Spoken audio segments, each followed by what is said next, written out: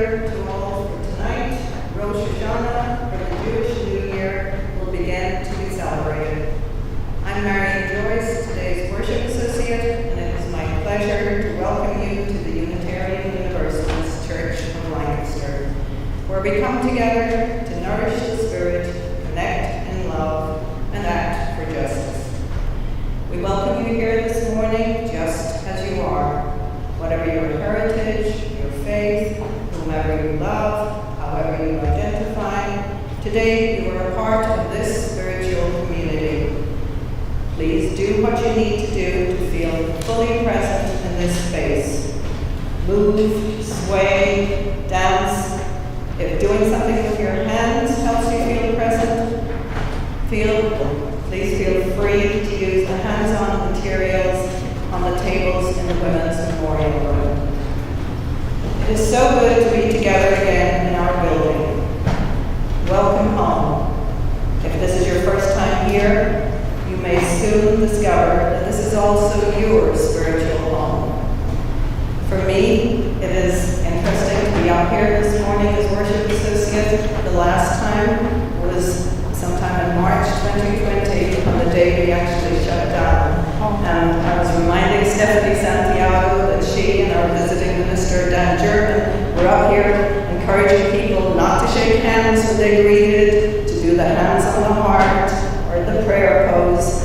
And I don't think the fist bump had yet been invented, but that's where we were the last time. And George Carriarto and the ushers were giving out sanitizers, bottles, as everyone left the sanctuary. So we've been through quite a lot since then. I want to give a special welcome to all those joining the service this morning on Zoom. As has become our Zoom tradition, I invite you to turn your camera on and share a wave together. And all in the sanctuary, let us wave at the camera at the back of the sanctuary, which wants to turn around, and send our greetings. We're so glad you're joining us on Zoom. At this time, I would like to introduce one of our board members, Darcy Pollock. Darcy, are you here? Yes.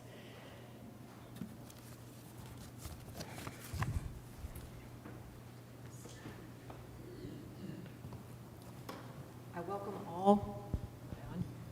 welcome all this morning as well, not just to this space and time, but let us also acknowledge in this sacred space the truth of the land beneath and around us.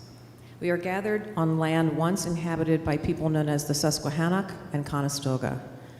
We acknowledge the violent legacies of genocide, displacement, and settlement that led us to being here today, and remind ourselves to live humbly in relation to this land and with all the indigenous peoples still living and loving on this continent. Many indigenous people will say, all are relatives. May we live into this truth and aspiration together. And now it is my pleasure to introduce our minister, the Reverend Patricia Guthmann Haresch. Thank you to everyone who tries to pronounce my name. I'll accept it all. It's fine. It's not easy. So good morning, everybody. Shana Tova, or Good New Year. Just this past week, it became fall. Can you feel it? Yes, just like that. There was a switch, yes, with the fall equinox. And also, this evening begins the Jewish high holidays, beginning with Rosh Hashanah and then ending with Yom Kippur. The days in between are a time to consider building bridges among each other, asking for forgiveness, mending our relationships when they've been torn or difficult.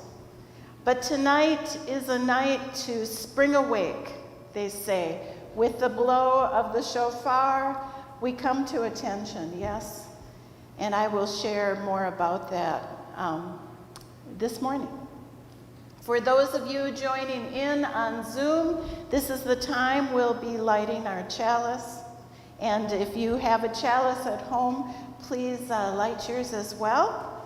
And I'll read these opening words. I don't know if you're aware, there's an organization within Unitarian Universalism called UUs for Jewish Awareness. And this reading comes from that group. All this season, the sound of the shofar echoes as it does here. Where it is heard in the heart, it calls a quiet moment out from a busy day. Where it is heard in the mind, it calls us to pay attention. Where it is heard in the spirit, it beckons us to return to ourselves. Slow down and turn inward. Become at one with yourself, and then it's easier to become one with others. May it be so. And please rise as you're able, and Eli will lead us in singing Soon the Day Will Arrive, number 146 in the gray hymnal.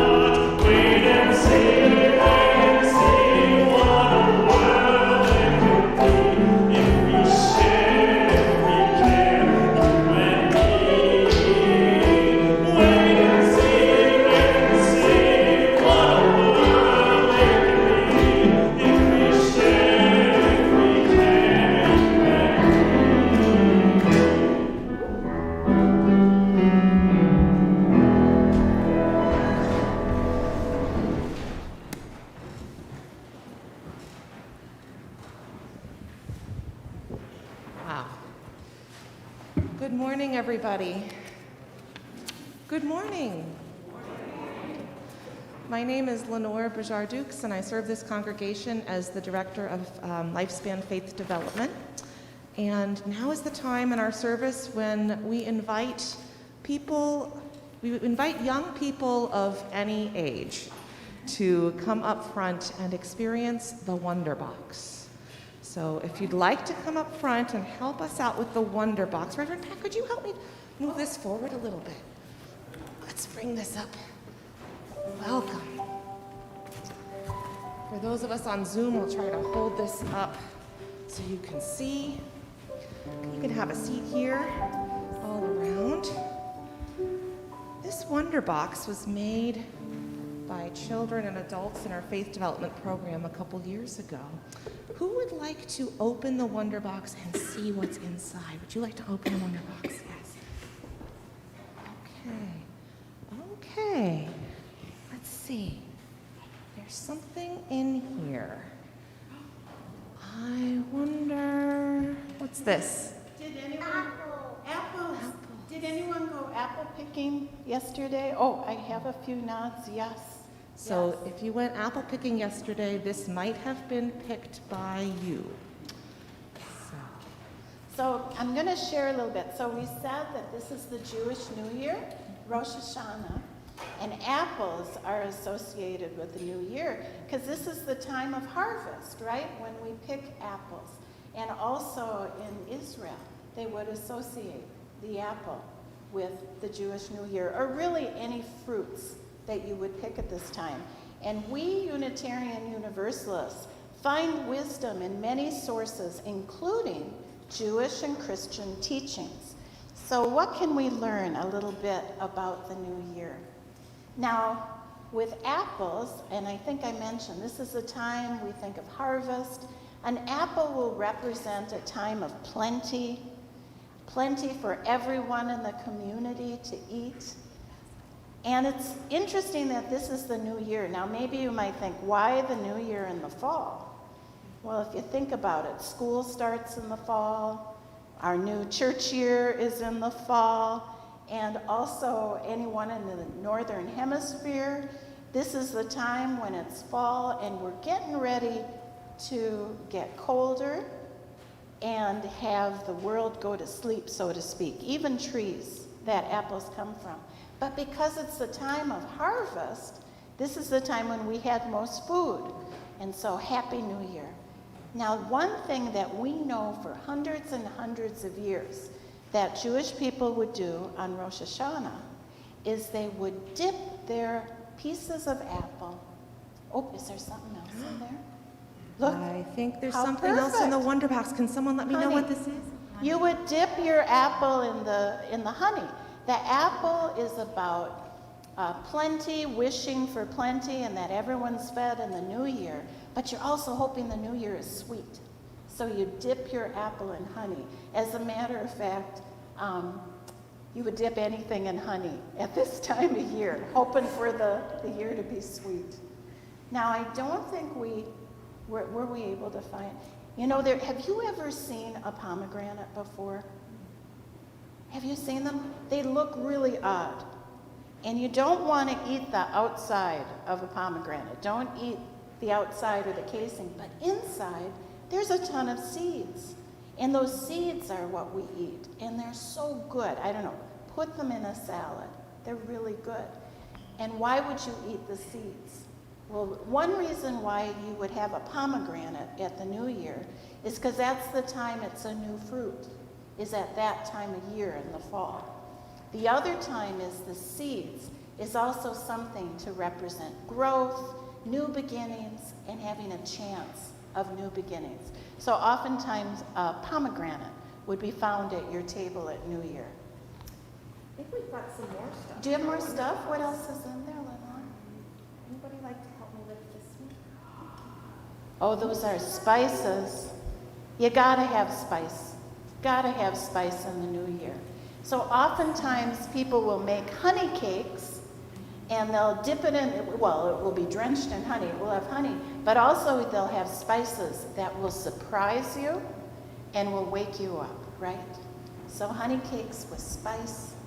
Is there anything else in there that we might dip in our honey? This one would definitely be dipped in honey. Challah.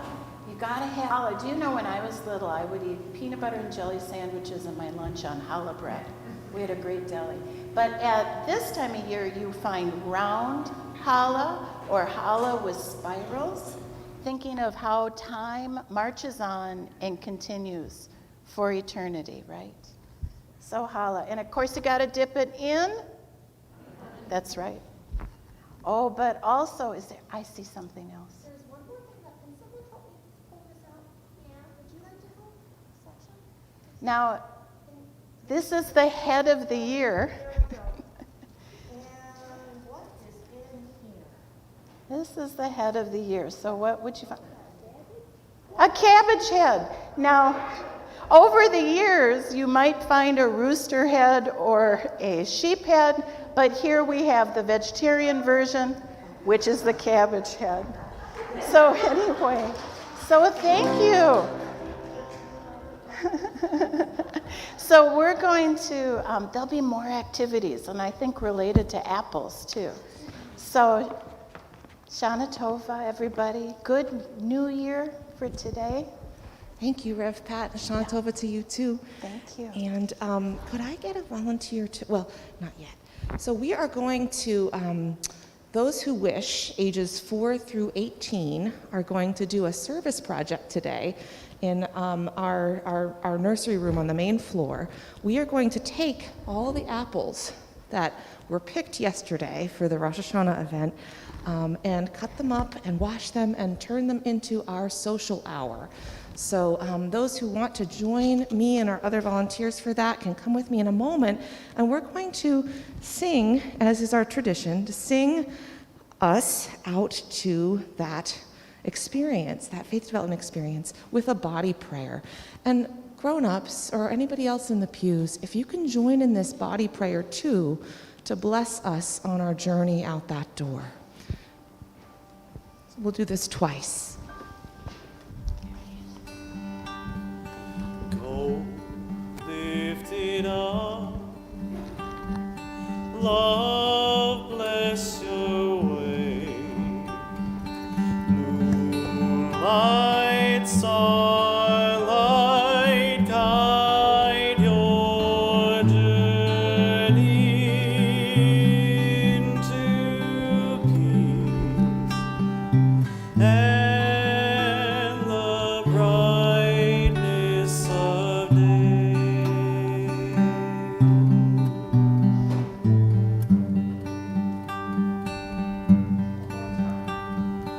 Go, lift it up, love bless your way, moonlight, starlight, guide your journey into peace and the brightness of day.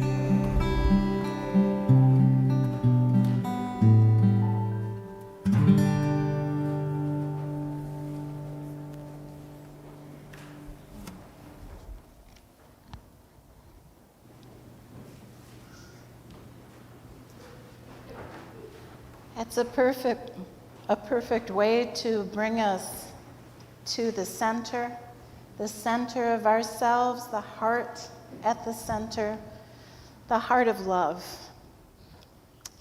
And may we hold in our hearts and minds all in need of compassion, food, and shelter, those who are not well in body, mind, or spirit, in need of peace, where there is war, storms, unrest, anxiety.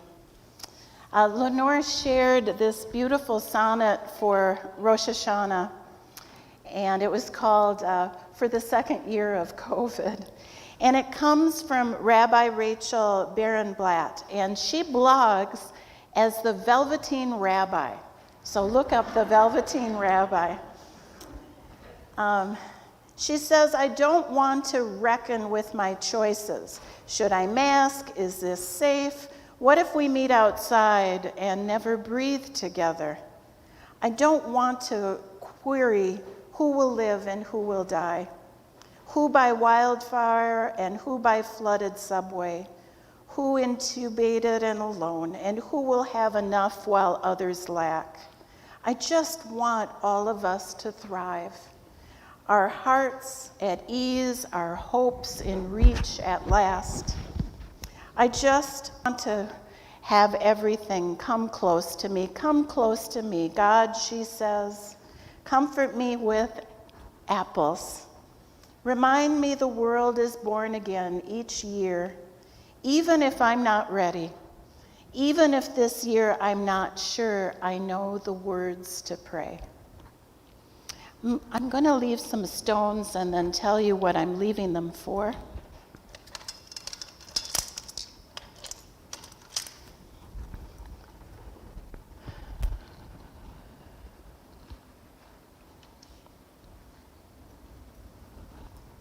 Oh, one more.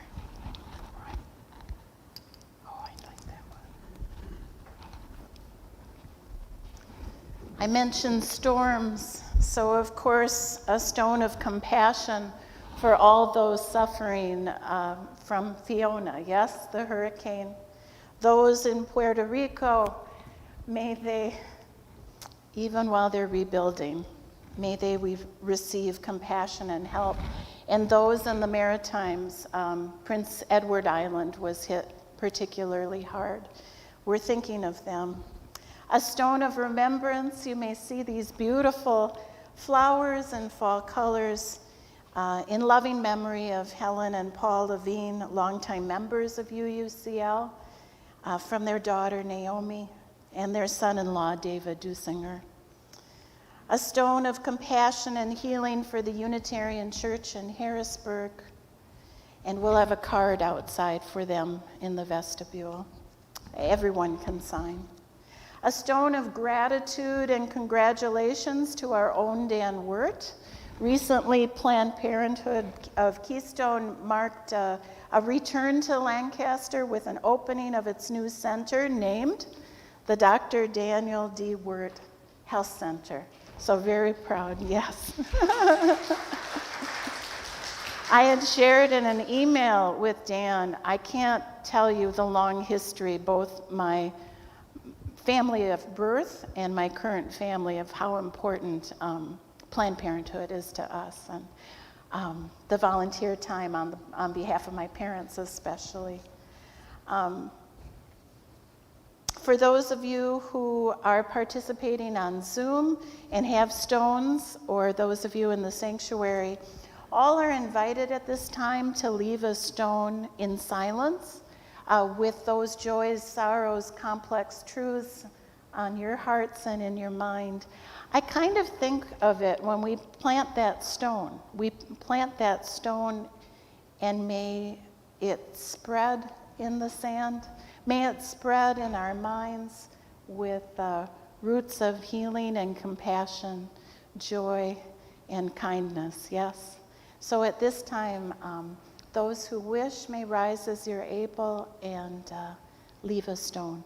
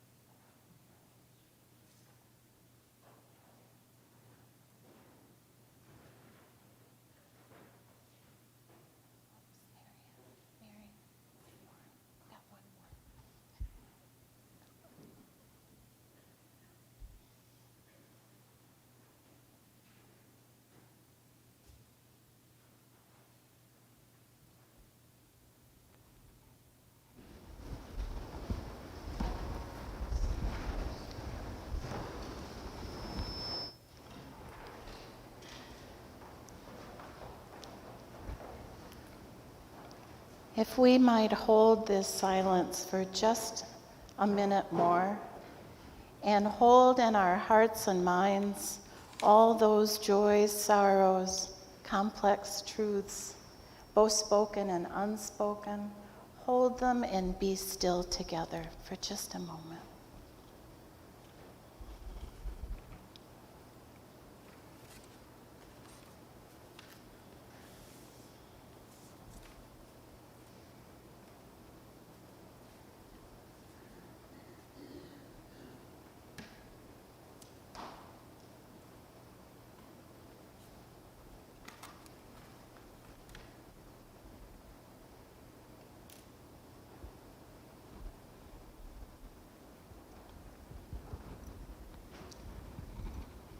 Our reading today is called Put the Glass Down, and the source is unknown.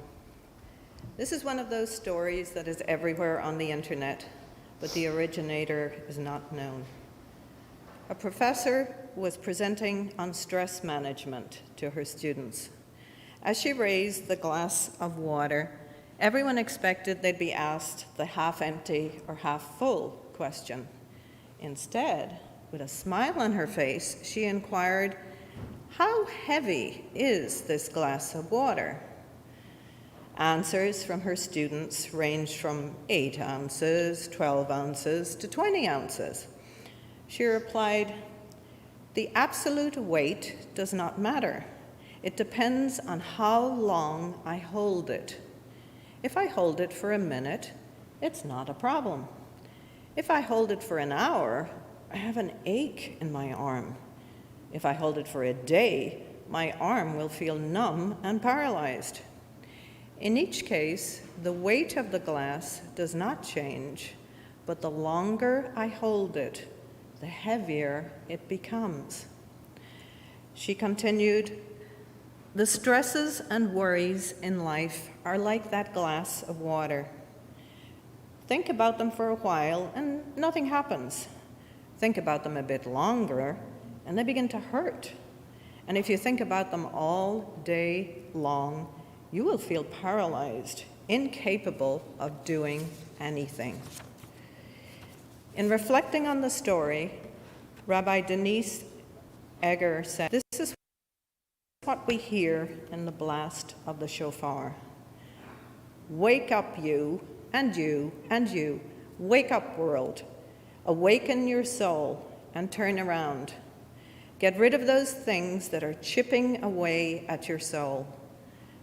The sounds of the shofar are calling us to focus on hope and the new year rather than our worries. It's calling us to get rid of the errors, the lies we tell ourselves and others, and it is telling us through each note, hate evil, love what is good, as our prophets taught. And now we listen for the sound of the shofar. Oh. We can do it in a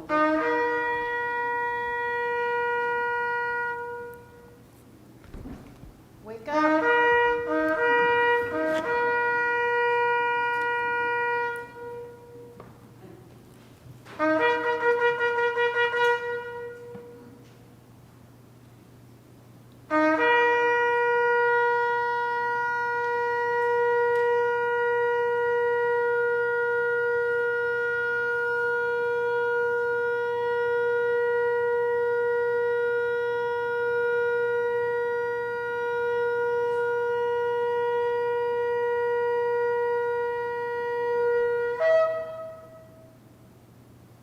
It gives me chills every time I hear.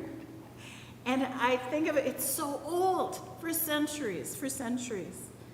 And it's a ram's horn. That's what traditionally it is, not even a beautiful metal trumpet, right? But I guess we know where trumpets originally came from. Yes, ram's horns.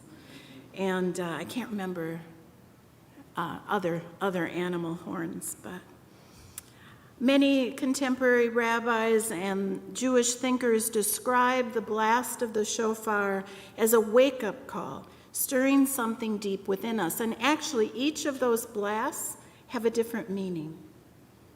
And usually in this day, there's just a few times that the shofar might be like on the New Year, like Rosh Hashanah. But in the days of old, it was heard much more commonly.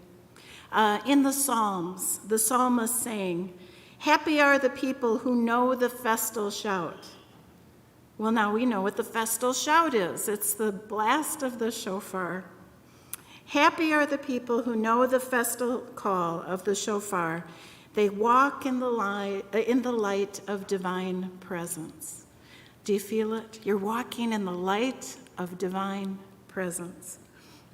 In the words of Rabbi Art Green, the shofar sound represents prayer beyond words, an intensity of longing that can be articulated only in a wordless shout.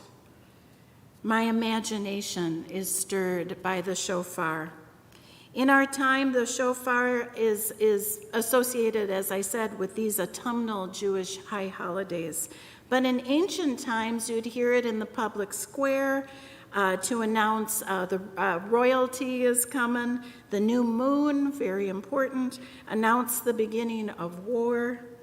There were ceremonial days of blowing. I love that idea, just a day of blowing the shofar.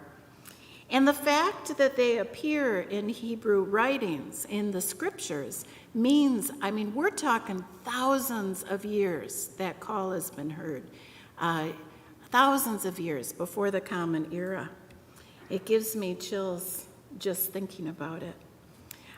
So significant were shofars that they were smuggled into the Nazi death camps, even with the threat of punishment or losing one's life. I can't imagine how they got them in there. There are stories of when there'd be commotion in the camps, that's when they would call. That's when they would blow the shofar, because the guards wouldn't hear it, but the people would. And the sound of the shofar would bring hope. It would bring them memories of home and a better life, and that moment of divine presence, even in the bleakest of times. There's a rabbi who survived the Holocaust who tells of boys when they were on their way to the crematorium or in the crematorium, begging the rabbi to blow the shofar for them so they could hear the blast in their final moments. Rabbi Claudia Kramen notes that for Jews, Rosh Hashanah and the period of high holidays is a time to look at one's life and choices made, relationships, new possibilities that life can bring, those seeds of the pomegranate. Looking also at our place in this broken world and our responsibility to create a better world and a more whole world. The shofar is a wake-up call to act in this world, to not sit silent in the face of injustice, which we see all around us, don't we? It seems at these times, and well, always, I guess. Rabbi Menachem Mendel Schneerson, I love that name. I'll say it again. Menachem Mendel Schneerson teaches us, if you see what needs to be repaired and how to repair it, then you have found a piece of the world that has been left for you to complete. But if you only see what is wrong and what is ugly in the world, then perhaps it's yourself that needs repair. So Rabbi Kramen asks, what is the call you personally need to hear at this most auspicious time? What is it that you need to be reminded of?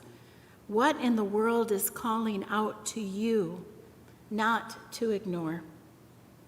So many of the mystics and wise ones through the ages have warned of the danger of sleepwalking one's way through life. From the 13th century Persian poet and Sufi mystic, Rumi, the breeze at dawn has secrets to tell you. Don't go back to sleep. Wake up, say the wise ones. Don't go back to sleep. Kinda hard to sleep when the shofars are blowing, right? A little hard to go to sleep. Aaron McEmrys writes, our lives are full of things that make us spiritually sleepy and forgetful. Our incessant busyness and the exhaustion that accompanies it, the complacency and almost narcissistic self-focus, our love of comfort, which can become an addiction as deadly as any drug, the despair and then the apathy which come from living a life that is not your own or from living too long without love. All of these things and countless others lull, seduce, distract, or bludgeon us into a state of forgetfulness when we need clarity, into fragmentation, though our native state is wholeness, and into narrow me-first alienation when it is the generosity of love that is our birthright. He continues, if our hearts beat but we are not awake, then we're not really alive. More like a person sleeping their life away after being bitten by a tsetse fly, living only a dream life at best. The shofar wakes us up, jolts us back into ourselves, and reminds us that living really is. And Aaron finishes, reminds us that we can always return to wholeness. This is the hope of this time of year. I want to share an experience from when I was a teenager that taught me about being spiritually awake. And what's funny is it was at a summer job, which kind of is a surprising place to learn about spiritual awakeness. When all the kids in my family had the best summer job ever. Not only did it pay better than Wendy's, but it also was an interesting job. We were tour guides in a living history museum, and we got to play the parts of a person who would have found their way to Fort Snelling, which if you've ever been to the airport in the Twin Cities, it's right near the airport, and it's where the Mississippi River and the Minnesota River conjoined. And it was built in the 1820s to regulate the fur trade. And you weren't supposed to be on that side of the river unless you were in the military, because that was not for white settlement. Only those whose land it was were supposed to be over on that side, except, of course, the military, who were regulating the fur trade. Each of us had this character. Some years I would play the wife of private, because they were allowed to bring their wives out, and the wives would do the laundry and would do the cooking, keeping company, because there weren't any stores around, right? And heaven forbid the privates did their own laundry. I think they did in later years.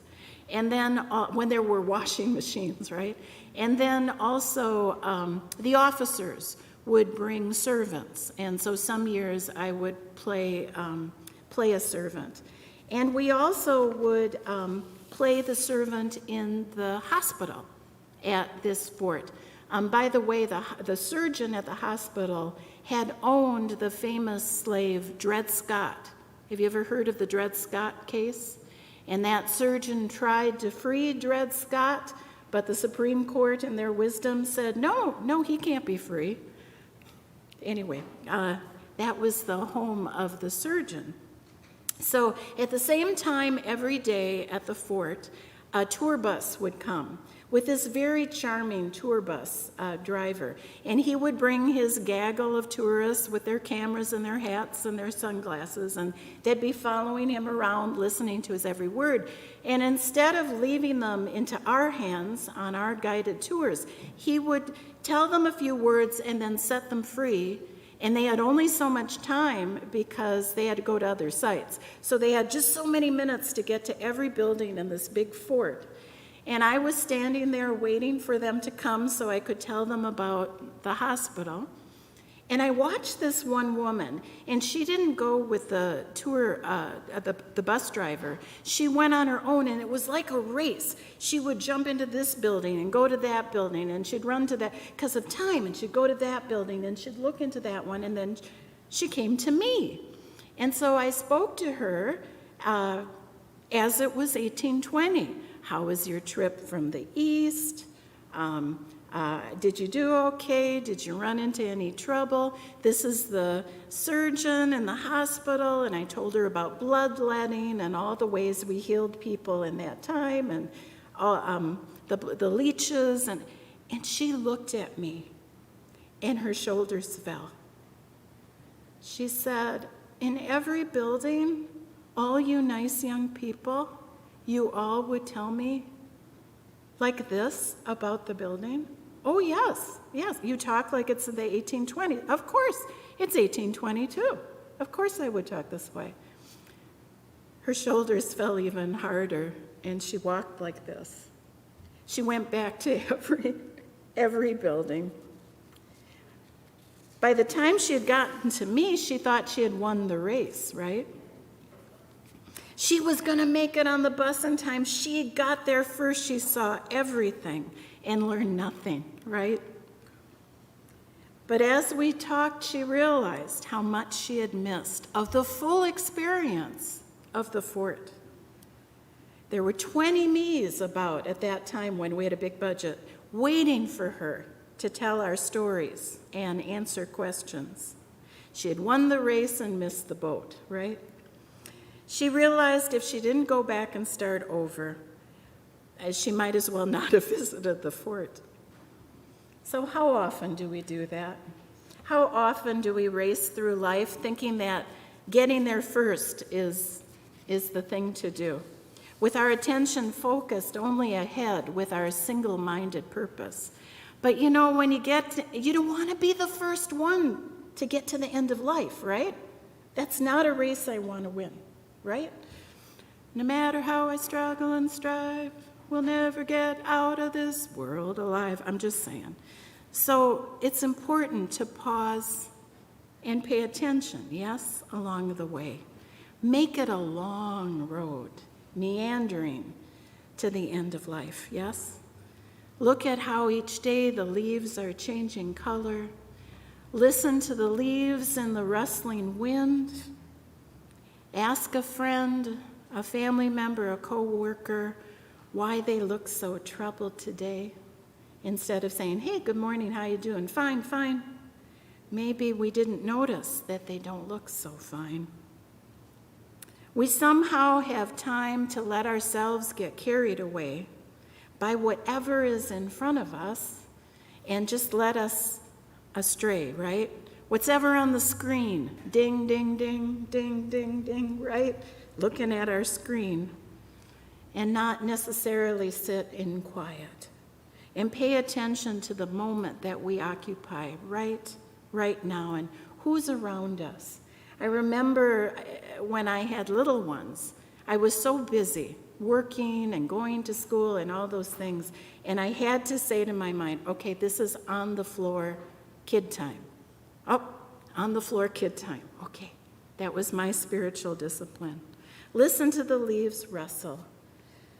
Sit outside with a blanket around you and a warm drink and let the steam warm your face and just take it in. Dip an apple or bread in the honey and savor the moment. Whisper a wish to yourself for the good year ahead. What might the shofar or a wake-up call signal to you now in your life? We might start getting right with ourselves now, seeing our whole self clearly and honestly, the good, the bad, the blemishes. May it be a call to getting right with one another, asking forgiveness and doing our best to put things right. What is the call that you personally need to hear to heal you in this most auspicious time?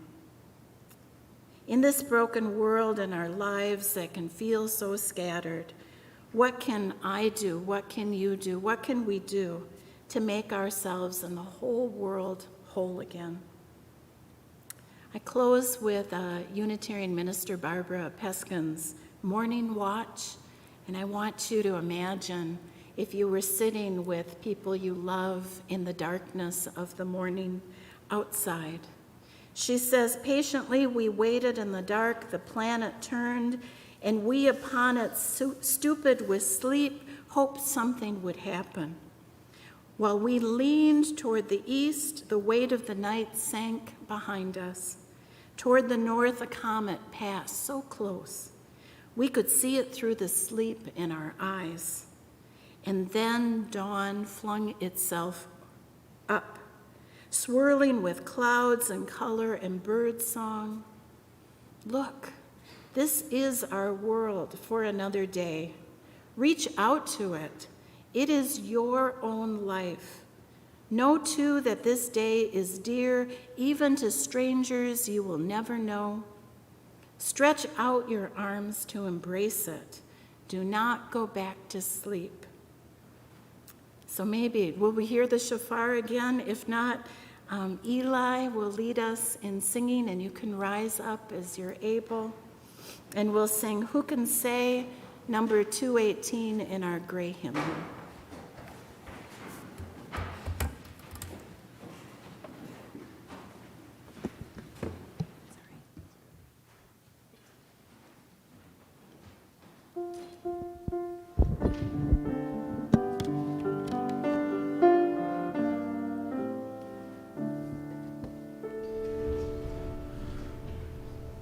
Who can say I am free? I have purified my great heart. There are none on earth. There are none on earth. A new heart I will give, not stone, but one that's free. A new heart I will give, and one that frees. May this day make us strong, like a tree of life with good fruit. Bless us now, amen. Bless us now, amen. May we now forgive, atone that we may live. May we now forgive, that we may live.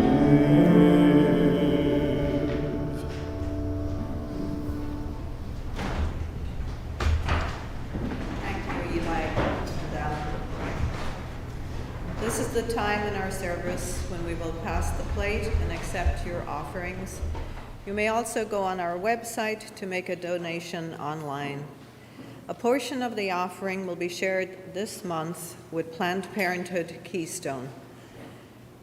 Before we pass the plate, let us read in unison, first in English and then in Spanish, the affirmation of faith found in the front of your hymnal, and it should also appear in the Zoom chat.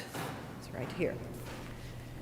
Love is the spirit of this church, and service is its gift. This is our great covenant, to dwell together in peace, to seek the truth in love, and to help one another. El amor es el espíritu de esta iglesia, y el servicio es su ofrenda. Este es nuestro gran pacto, el convivir unidos en paz, el buscar la verdad en amor y ayudarnos unos a los otros. While the plates are being passed, lost my spot. You may also take this time to greet your neighbors in the pew in front and behind you. The plates may be passed.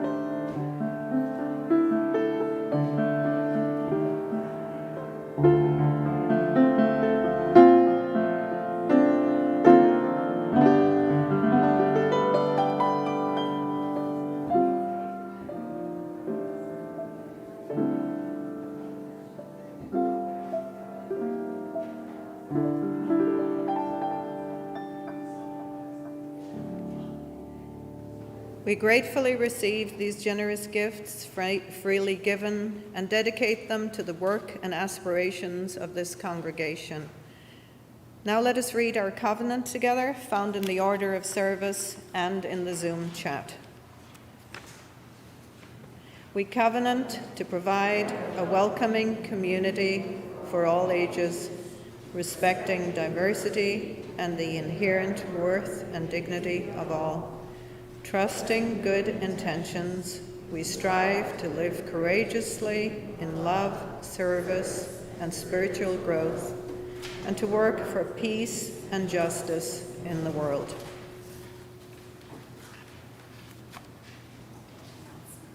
Do announcements first? Okay. Announcements for today, and there's a lot going on after church today. Do look at the weekly email newsletter, the Love Letter, for the need-to-knows and events at UUCL, as well as our Facebook page and the website calendar. To sign up for the newsletter, just contact the church office.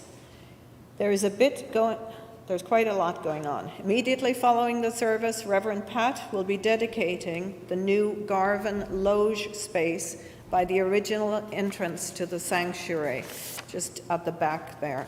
After that, you may join her for a meet and greet in the Women's Memorial.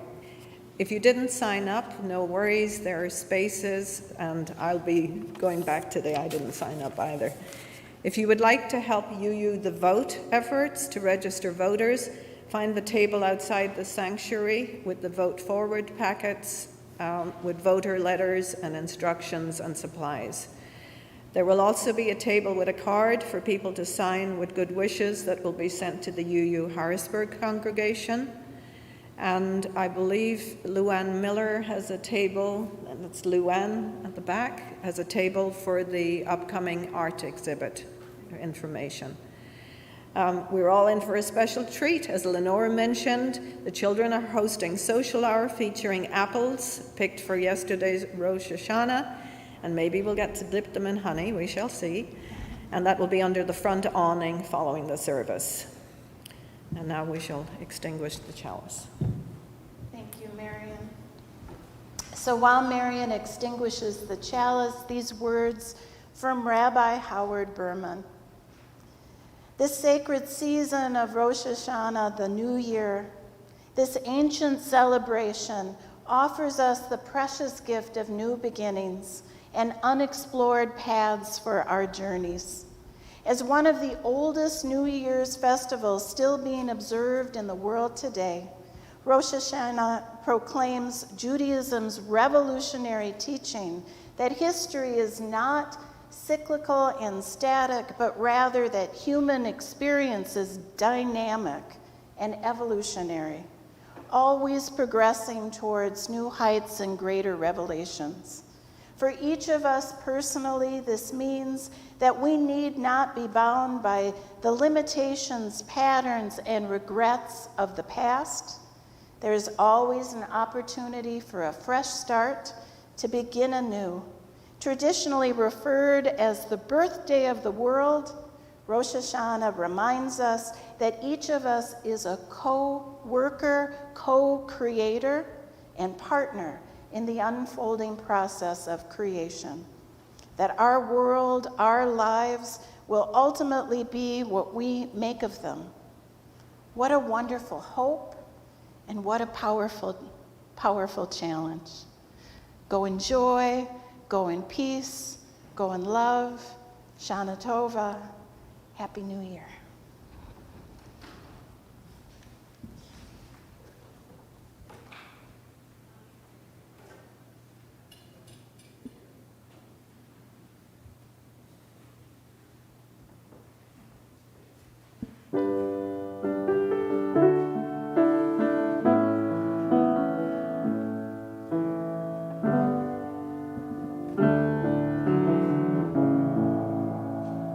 It's Rosh Hashanah.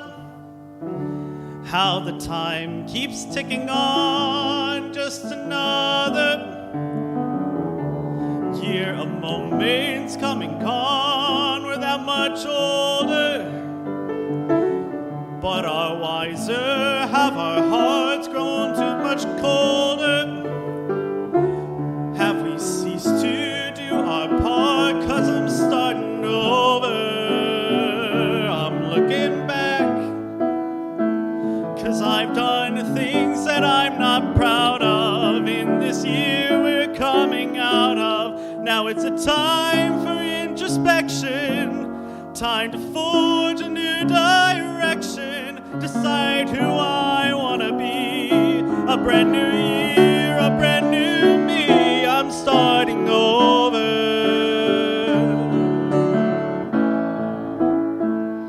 Blow the shofar, sound the call for us to change. This year is over. We'll renew ourselves again. The gates are open. I'll repent and swallow pride, and I am hoping it's enough to be inscribed. I'm starting over. I've done things that I'm not proud of. In this year we're coming out of. Now it's a time for introspection, time to forge a new direction, decide who I want to be.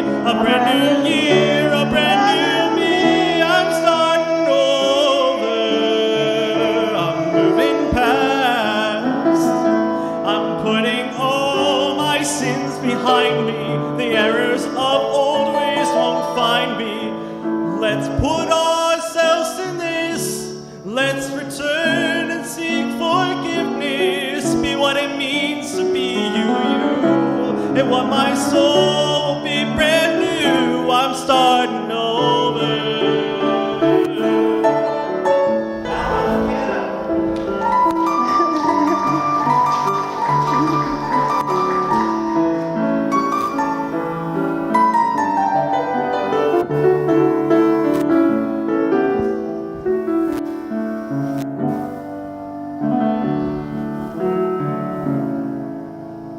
Oh, I'm starting over.